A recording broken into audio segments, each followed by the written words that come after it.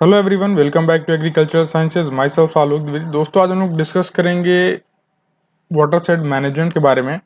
इससे पहले हम लोगों ने जो डिस्कस किया था वो हमने डिस्कस किया था ड्राईलैंड एग्रीकल्चर से रिलेटेड। ये सारे टॉपिक्स हमने डिस्कस किए थे, अगर आपको याद हो। ये आपका चैप्टर 5 का पहला टॉपिक था, और जो आज हम लोग डिस्कस कर रहे हैं चैप्टर 5 का आपका सेकंड टॉपिक है। ठीक है, वाटर शेड मैनेजमेंट, इसका जो हम लोग डिस्कस करने वाले हैं। तो इसको भी हम लोग डिटेल में डिस्कस करेंगे, जैसे कि हम लोग सभी टॉपिक्स को डिस्कस करते हैं। तो यदि आपने चैनल को अभी तक सब्सक्राइब नहीं किया तो सब्सक्राइब कर लें, और बेल आइकन को भी टैप कर लीजिएगा, जिससे आपको नोटिफिकेशंस बराबर मिलती रहें। तो चलिए दोस्तों, हम लोग समझते हैं वाटर शेड मैनेजमेंट क्या है। देखिए, वाटर शेड का मतलब क्या है कि वाटर मतलब हो गया आपका पानी, और शेड मतलब क्या हो गया, जैसे कहते हैं ना, शेड आपने बना लिया है किसके लिए, काउ शेड जैसे होता है।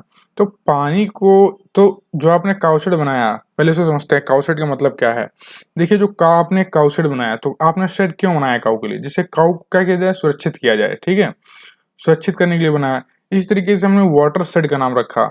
वाटर का मतलब क्या हुआ, पानी। शेड का मतलब क्या, उसको सुरक्षित करने के लिए हमने उसके लिए क्या बनाया, शेड बनाया। तो हमने कहा उसे वाटर शेड, एंड उसका जब हमने मैनेजमेंट किया तो उसे कहा हमने वाटर शेड मैनेजमेंट। तो आई होप अब आपको क्लियर हो गया कि टॉपिक का अर्थ क्या है, मतलब इसका मीनिंग क्या है, ये आपको क्लियर हो गया होगा। तो चलिए बाय डेफिनेशन समझते हैं क्या है वाटर शेड। देखिए, watershed is defined as the geo hydrological unit. ये क्या है, एक जियो हाइड्रोलॉजिकल यूनिट है। जियो हाइड्रोलॉजिकल यूनिट मतलब क्या है, ये जियो है, जियो मतलब आप समझते हैं क्या है, लैंड से रिलेटेड है। हाइड्रोलॉजिकल मतलब वाटर रिलेटेड। ठीक है, तो कहता है कि draining to a common point by a system of drains. कहता है कि जब हम किसी वाटर रन ऑफ को किसी एक कॉमन पॉइंट पे ड्रेन करें, तो उसे हम कहते हैं वाटर शेड। उसे क्या कहते हैं हम लोग, वाटर शेड कहते हैं। फिर आगे पढ़ते हैं क्या कहता है। कहता है all lands on the earth are the part of one watershed. कहता है जितने भी लैंड्स हैं अर्थ में, वो सभी क्या है, पार्ट है वाटर शेड के कहीं ना कहीं। वाटर शेड को दोस्तों हिंदी में क्या कहते हैं, तो इसको कहते हैं जल विभाजन। क्या कहते हैं, जल विभाजन। अब बात करें तो कहता है कि जो वाटर शेड है, ये लैंड एंड वाटर एरिया दोनों को कवर करता है। हाँ, जाहिर सी बात है, वाटर भी है, वाटर को सुरक्षित करना है, तो वाटर सुरक्षित होगा तो लैंड के ऊपर ही सुरक्षित होगा, और कोई जरिया है नहीं उसको सुरक्षित करने का। तो ठीक है, ये भी सही बात है। फिर कहता है which contributes run off to a common point. जो कहता है कि जो रन ऑफ है वो एक कॉमन पॉइंट पे जाएगा। ठीक है, मतलब जो वाटर रन ऑफ है, जो एक्सेस वाटर जो ग्राउंड पे पड़ा हुआ है इधर उधर, और जो इवेपोरेट हो जा रहा है, तो वो कहाँ जाए, कॉमन पॉइंट पे जाए, जिससे कि हम लोग फर्दर उसको फ्यूचर यूज में ले सके। तो ठीक है, ये भी अच्छी बात है। ये वाटर सेट के ये पॉइंट्स मैं आपको डिस्कस कर रहा हूँ, ये सारे पॉइंट्स हैं वाटर सेट के, ये आपको याद रखने हैं। यही आपको मेंशन करना है एग्जाम में जब आपसे पूछा जाएगा what is water set management. ठीक है, या व्हाट इज वाटर सेट, तो इसी तरीके से आप उसको समझाएंगे।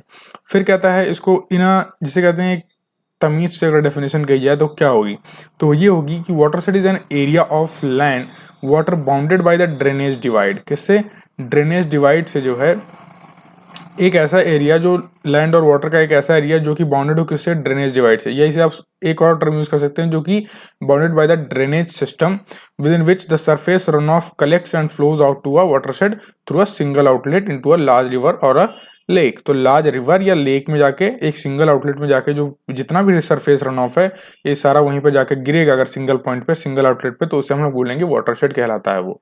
ठीक है, आई होप आप समझ गए होंगे वाटर शेड क्या है, इसमें कोई कंफ्यूजन नहीं है। यदि कंफ्यूजन है तो आप बता सकते हैं कमेंट सेक्शन में। वो आप ही लोगों का जो है क्षेत्र होता है, ऐसे कह सकते हैं, क्षेत्राधिकारी आप लोग कमेंट सेक्शन के होते हैं, तो वहाँ आप बता सकते हैं जो भी दिक्कत है।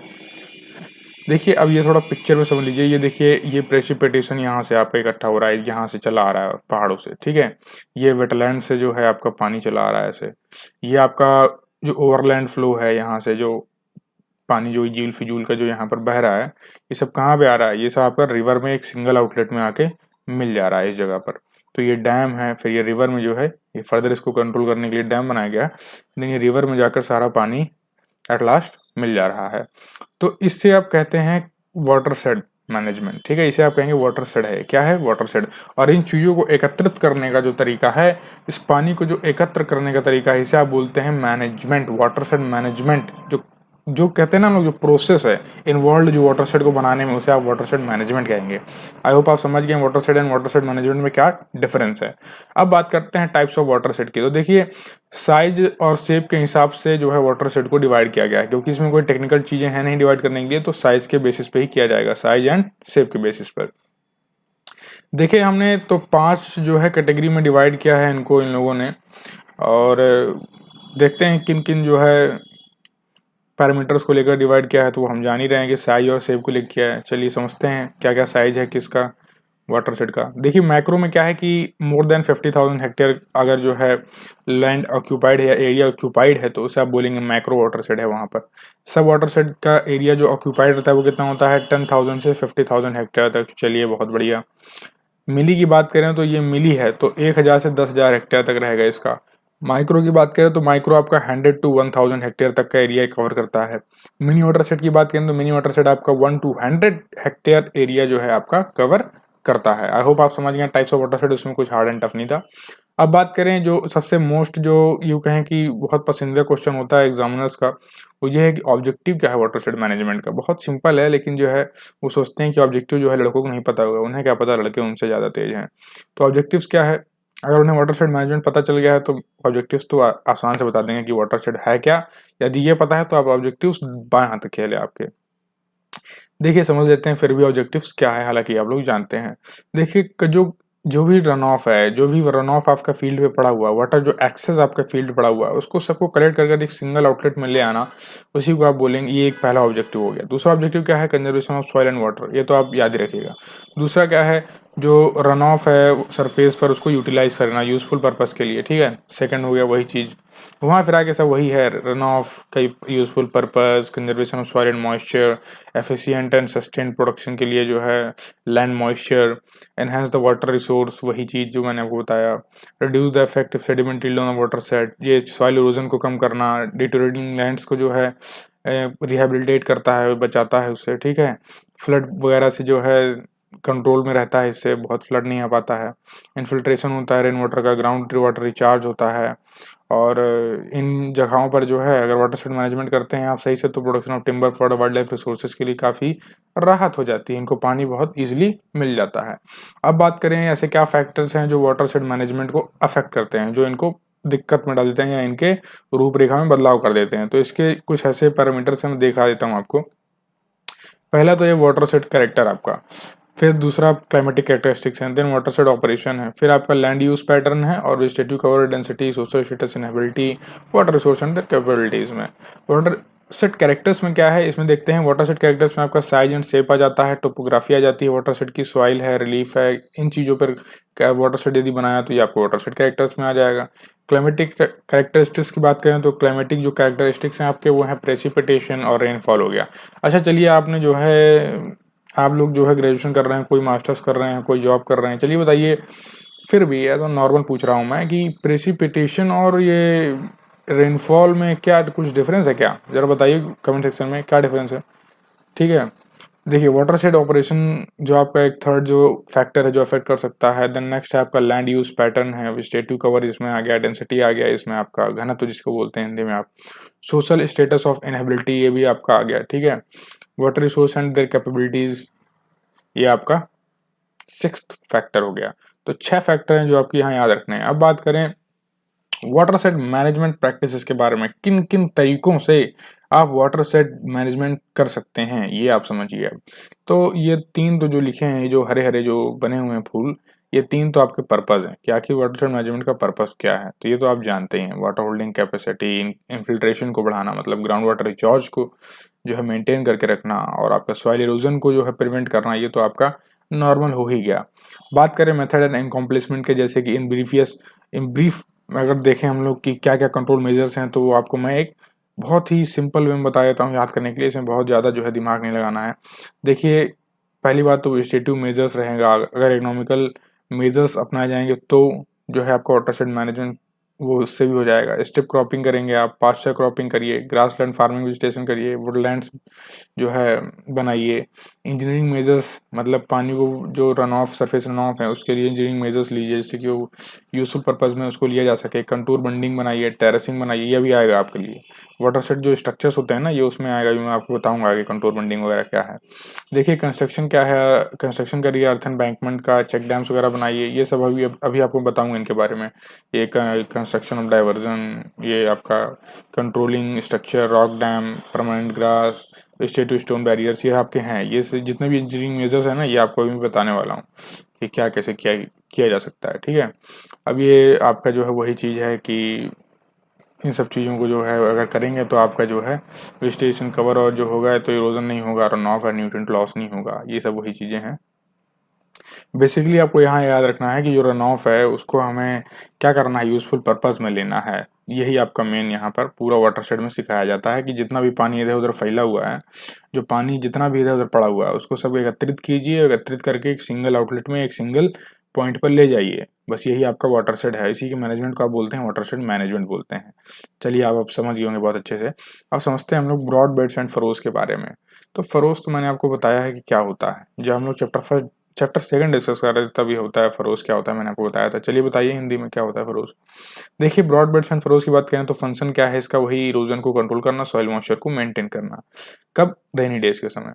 अब बात करें जो जनरल इन्फॉर्मेशन आपको अगर दी जाए कि broad bed and furrow system की, तो ये वही है कि फील्ड बाउंड्रीज में इनको जो है बनाया जाता है और लैंड जो है एक लेवल में कर दी जाती है और एनुअल डाउन और ट्रैक्टर डाउन रिजर्व के थ्रू इसको जो है सफलतापूर्वक किया जा सकता है।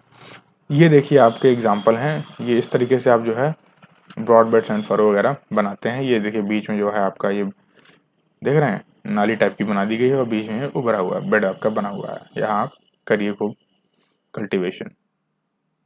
तो इसकी जो कॉस्ट आती है दोस्तों वही 1800 पर हेक्टेयर आती है। और बाकी जो साइलेंट फीचर्स हैं वो आप जान ही रहे हैं। मॉइस्चर को मेंटेन करना है, कंट्रोल करना है सॉइल इरोजन को। ठीक है, ड्रेनेज चैनल वगैरह बना देना है जिससे कि हैवी रेंज में जो वाटर है सरफेस रन ऑफ वो कहीं और ना भाग जाए, एक ही सिंगल पॉइंट पर आए और उसको हम लोग फर्दर जो है फ्यूचर यूज में ले सकें। कॉन्टूर बंड की बात करें तो इसका भी वही सेम रीज़न है कि रन ऑफ को इंटरसेप्ट करना और जो है बैंकवेट में उसको एकत्रित कर लेना बनाकर, वेलोसिटी उसकी कंट्रोल कर लेना जिससे कि इरोजन वगैरह ना हो सॉइल में, और एक ही जगह पे इकट्ठा किया है जिससे कि वुडलैंड्स वगैरह या फर्दर अपने एग्रीकल्चर कल्टीवेशन में एज इरीगेशन पर्पस के लिए वाटर यूज में आ सके। इसकी जो कॉस्ट होती है थोड़ा ब्रॉड बेड्स एंड फरोज से कम होती है, 1400 पर हेक्टेयर है। और कभी सभी सॉइल में बनाया जा सकता है कंटूर बंड और 6% स्लोप्स इसमें जो है, जहाँ पर 6% स्लोप है वहाँ इजीली से ये कंटूर बंड बनाया जा सकता है। मॉइस्चर को रिटेन करने में काफ़ी हेल्पफुल है, बहुत ही लाभदायक है। अब बात करें बेंच टेरेसिंग की, तो इसमें भी क्या है कि जो है स्लोप पे लाता है लैंड में, डिफरेंट लेवल स्ट्रेस बनाता है जिससे कि क्या है कल्टीवेशन किया जा सके। बेंच टेरेसिंग आपने पहाड़ी हिली एरियाज में ज़्यादा देखा होगा। देखिए वही लिखा हुआ है इसमें भी आपका, ये देखिए लिखा है based on the level slope. ठीक है, वर्टिकल एंड हॉरिजॉन्टल इंटरवल्स बना दिए जाते हैं। क्या किया जाता है कि जो ओरिजिनल स्लोप है उसको कन्वर्ट किया जाता है लेवल फील्ड्स में जिससे कि क्या हो कल्टीवेशन इनेबल कर सके हम लोग यहाँ पर। इसका जो कॉस्ट है वो आपका 5000 पर हेक्टेयर आता है, काफ़ी महंगा है क्योंकि यहाँ पर मेहनत भी ज़्यादा लगती है। ये आपका हिली रीजन में ज़्यादा सूटेबल है। बेंचेस आपकी इनवर्ड स्लोपिंग होती हैं जिससे कि क्या हो जो एक्सेस वाटर है वो आपका आराम से आपके यहीं पे आके एकत्रित हो जाए, बहुत इजीली जो है प्लांट्स को पानी मिल सके। Outward sloping benches will reduce the existing steep slope to the mild one. तो जो बहुत ज़्यादा बाहर की तरफ झुकी है उनको माइल्ड वन में कर देते हैं जिससे कि पानी एकदम नीचे ही ना चला जाए, बीच में रुका रहे, ठहराव रहे। ठीक है, जिससे कि मल्टीपल वैरायटी जो है यहाँ पर उगाई जा सकें प्लांट्स की, क्रॉप्स की। तो और ये आपका जहाँ पे स्लोप 6% से ग्रेटर है वहाँ भी अडॉप्ट किए जा सकते हैं। और जहाँ हमने बात करी थी जो है कंटूर बंड की, तो यहाँ 6% स्लोप चाहिए था, यहाँ पर अगर 6% से ज़्यादा है तो आप वहाँ पर बेंच टेरेसिंग कर सकते हैं। ये आपका जो है जो कहें क्रिटिकल पॉइंट है, यहाँ आपसे पूछा जा सकता है कि कितने परसेंट स्लोप पे कौन सी जो है आपकी जो है इंजीनियरिंग मेजर्स ले सकते हैं। इंजीनियरिंग मेजर्स में आता है ना ये सब। ये देखिए मैंने आपको बताया था यहाँ पर, ये इंजीनियरिंग मेजर्स के अंदर आ रहा है ना ये सारे पॉइंट्स। तो वही इंजीनियरिंग मेजर्स कौन से लिए जा सकते हैं यदि इतना परसेंट स्लोप हो, तो ये आपसे पूछा जा सकता है। तो 6% आपको याद रखना है। नेक्स्ट बात करें तो माइक्रो कैचमेंट्स वगैरह बना दिए। सोलो कैचमेंट आप जान ही रहे हैं जो है, ठीक है, जिसे बताने की जरूरत है नहीं, वही पॉन्ड है और क्या है।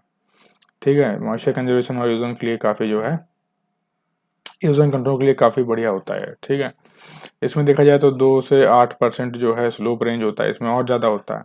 तो लाइट टू मॉडरेट टेक्सचर होना चाहिए सॉइल का। ठीक है, मॉइस्चर जो है कंजर्वेशन में तो मदद करता ही करता है और ड्राई लैंड हॉर्टिकल्चर एग्रोफॉरेस्ट्री के लिए काफ़ी बेहतरीन है। बंड हाइट जो होती है 30 से 45 सेंटीमीटर तक होती है। अब जो एक स्केल है आपकी वो कितने 6 सेंटीमीटर की होती है। अब समझ लीजिए उसी से नाप लीजिए अंदाजा। ठीक है, अब चेक डैम की बात करें तो ये काफ़ी जो है पॉपुलर हैं अपने रूरल एरियाज में। हालांकि जो आपका ये उत्तर प्रदेश का जो बुंदेलखंड रीजन है वहाँ पर चेक डैम वगैरह की जो है चीज़ें ज़्यादा वहाँ पर अडॉप्ट की जाती हैं क्योंकि क्या है थोड़ा एरिड रीजन है वो। एरिड एंड से अब सेमी एरिड में आ जाता है। वहाँ पर जो है पानी की व्यवस्था इतनी बेहतरीन नहीं है जितना जो है आपका ये गंगेटिक रीजन में आ जाता है, मिडिल गंगेटिक रीजन में। जैसे पंजाब वगैरह हो गया आपका, हरियाणा हो गया, या जो वेस्टर्न पार्ट हो गया उत्तर प्रदेश का, उसके मुकाबले जो है आपका जो बुंदेलखंड रीजन है उत्तर प्रदेश का, वहाँ पर इतनी बेहतर सुविधाएं उपलब्ध नहीं है। तो इसमें जो है थोड़ा सा कॉस्ट भी ज़्यादा है चेक डैम का, 40,000 से 1 लाख रुपए पर यूनिट लगता है आपको लैंड को बनाने में। लेकिन ये है कि काफ़ी जो है बेहतर इससे सॉइल मॉइस्चर का लेवल अटेन किया जा सकता है, ये भी एक अच्छी बात है इसमें। और वेलोसिटी को जो है, वाटर के जो वेलोसिटी है उसको कम कर देता है, जिससे कि इरोसिव एक्टिविटी क्या होती है कम हो जाती है, फ्लड जैसी संभावनाएं जो है काफ़ी कम हो जाती है, यहाँ फिर आती नहीं है जल्दी। नेक्स्ट बात करें तो परकोलेशन पॉन्ड की बात की तो यहाँ पर ग्राउंड वाटर है जो आपका, उसको रिचार्ज करने की ये टेक्निक है। सैलो डिप्रेशंस मतलब गड्ढे बना दिए जाते हैं थोड़े सैलो टाइप के, जहाँ पर क्या होता है पानी हमेशा भरा रहता है, और फिर उनको डाइवर्ट किया जाता है स्ट्रीम कोर्स में, मतलब जो आपकी नदी है या फिर डैम है वहाँ पर धीरे से डाइवर्ट कर दिया जाता है। तो ये वैली वगैरह में जो नैरो वैली है वहाँ पर जो है ये जहाँ स्लोप्स वगैरह होते हैं वहाँ पर इनको बना दिया जाता है। हालांकि जो है ये जो सॉइल्स है वो परमेबल होती है यहाँ पर इन नेचर में, तो क्या होता है कि जो वाटर है वो ज़्यादातर क्या है, अगर सैलो आपने डिप्रेशन बना दिया तो जो आधा पानी तो आपका क्या होगा, इन्फिल्ट्रेट होके ग्राउंड वाटर रिचार्ज कर देगा, ठीक है। बाकी जो बचा पानी है वो आपका डाइवर्ट कर दिया जाए, और वो जो आपकी सिंगल आउटलेट है या कहें कि मेन स्ट्रीम है, कोर्स है आपकी जो वाटर की, वहाँ पर आप उसको डाइवर्ट कर कर आप पानी को उसको स्टोर कर सकते हैं वहाँ पर। और इसमें बात करें तो जो आपका इरिगेशन वगैरह है, तो 20 से 30 जो है ग्राउंड वाटर वेल्स आपके इरिगेशन के लिए एग्जिस्ट होते हैं यहाँ पर, जहाँ पर 8 से 900 मीटर जो है इन्फ्लुएंस होता है ये अडेप्टेबिलिटी का यहाँ पर। और बात करें तो कैपेसिटी आपकी जो है 5,000 मीटर क्यूब होती है सैक ऑफ इकोनॉमी की यहाँ पर। Also it act as a silt detention reservoir की तरह भी काम करता है, मतलब एक रिजर्वायर की तरह काम करता है आपका ये परकोलेशन पॉन्ड। जब आपको ज़रूरत हो तो आप इसको ले सकते हैं विषम परिस्थितियों में। इसकी कॉस्ट भी वही चेक डैम की तरह हायर है, 60,000 से 1.5 लाख पर यूनिट।